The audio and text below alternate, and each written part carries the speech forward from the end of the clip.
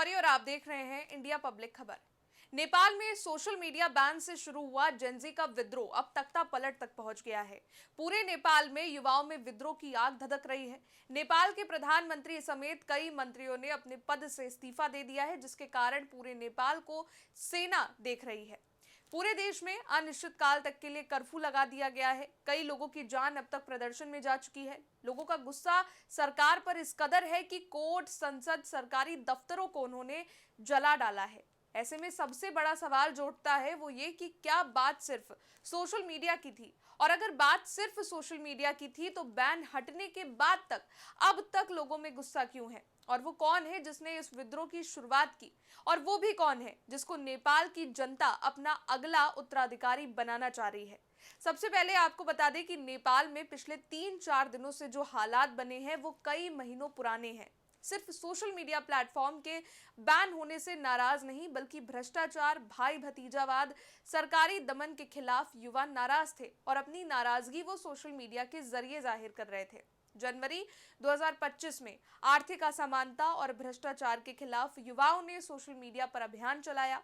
धीरे धीरे हालात ये हो गए कि युवा सड़क पर उतर आए और उसके बाद जो भी हुआ वो पूरी दुनिया देख रही है। इसलिए युवाओं का कहना था कि उनकी आवाज को दबाने के लिए सरकार ने सोशल मीडिया पर बैन लगाया था। केपी ओली और भ्रष्टाचार के आरोपों में घिरे उनके मंत्रियों के खिलाफ जनवरी 2025 से जुलाई 2025 तक नेपाल के युवाओं ने #EndCorruptionNepal और #YouthForChange जैसे हैशटैग के साथ अभियान चलाया। पहले तो ये सरकार विरोधी ये अभियान ऑनलाइन चलता रहा, लेकिन धीरे धीरे लोग सड़कों पर उतरने लगे।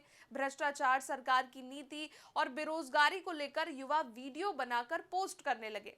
कई बार तो ऐसा भी हुआ कि सरकार विरोधी नारे सोशल मीडिया पर ट्रेंड करने लगे। इसके अलावा नेपाल में विद्रोह के पीछे एक बड़ा हाथ हामी नेपाल का भी है। हामी नेपाल नाम के एक संगठन ने युवाओं को संगठित करने का काम शुरू किया। 36 साल के सुदन गुरुङ ही इस संगठन के लीडर हैं। सुदन गुरुङ ने मौका देखते हुए युवाओं तक अपनी बात पहुंचाई और फिर जो हुआ वो पूरी दुनिया आज देख रही है। इस वक्त पूरे नेपाल में कर्फ्यू लगा दिया गया है। नेपाली सेना देश भर में सुरक्षा स्थिति संभालने की तैयारी कर रही है। कल इसको लेकर सेना प्रमुख जनरल अशोक राज सिंहदेल ने वीडियो संदेश भी जारी किया और शांति और सुरक्षा बनाए रखने की अपील की। लेकिन इस विद्रोह में अब एक और नाम की चर्चा हो रही है, जो है बालेन शाह। युवाओं का कहना है कि नेपाल की कमान बालेन शाह को संभालनी चाहिए। बालेन शाह को उनके समर्थक बालेन कहते हैं। उनका नाम बालेन्द्र शाह है। वो काठमांडू मेट्रोपॉलिटन सिटी के मेयर हैं। बालेन्द्र शाह नेपाल के अंडरग्राउंड हिप हॉप जगत के एक रैपर भी रहे हैं। उन्होंने अपने रैप से भ्रष्टाचार जैसे मुद्दों को उठाया है।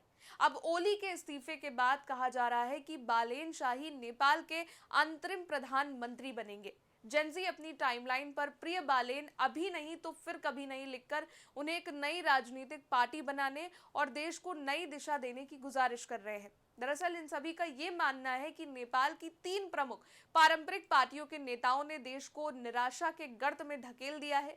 इसलिए अब समय है कि बालेन जैसे युवा और ईमानदार नेता सामने आए और देश की तरक्की की राह को खोले। तो उधर बालेन ने प्रदर्शनकारियों से अपील करी है कि वो सेना की बात माने और हिंसा का सहारा ना लें। फिलहाल इस वक्त ये कहना सही नहीं होगा कि बालेन ही नेपाल की कमान संभालेंगे, क्योंकि नेपाल के हालात वक्त के साथ बिगड़ते जा रहे हैं।